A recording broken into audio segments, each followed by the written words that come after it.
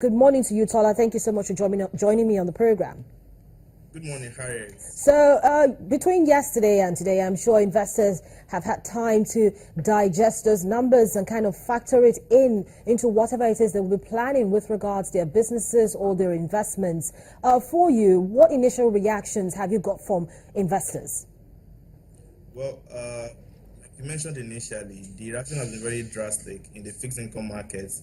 We have seen a sharp repricing of instruments in line with expectation of probably tighter monetary policy in the future against the backdrop of the higher inflation rates.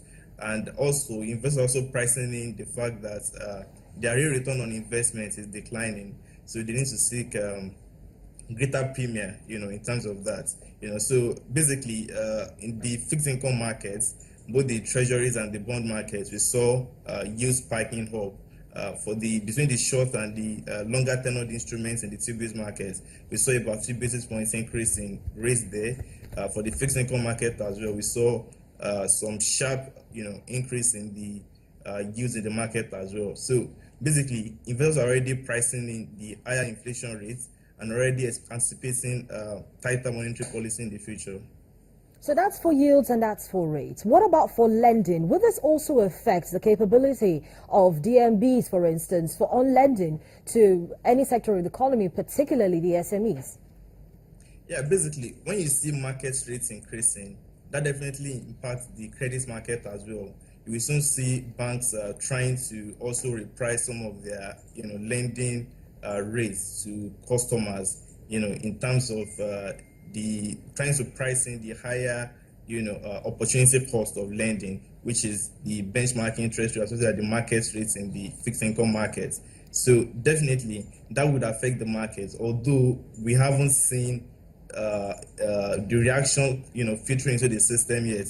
Until we start getting data on the prime lending rate and the maximum lending rates for the months of April and probably May, there will be some lag effects. Then we start trying to look at the impact in the credit market. But right now, we don't have the data yet to try and build expectation. But we think that may likely occur. Well, Tola, today the Debt Management Office holds its first bond auction for the second quarter of the year. And how do you think investors are going to be pricing this particular bonds, which are, of course, reopenings of previous issues? Yeah, we think the marginal rates at the auction would likely increase relative to February. Don't forget that the February auction, about 100 billion was issued.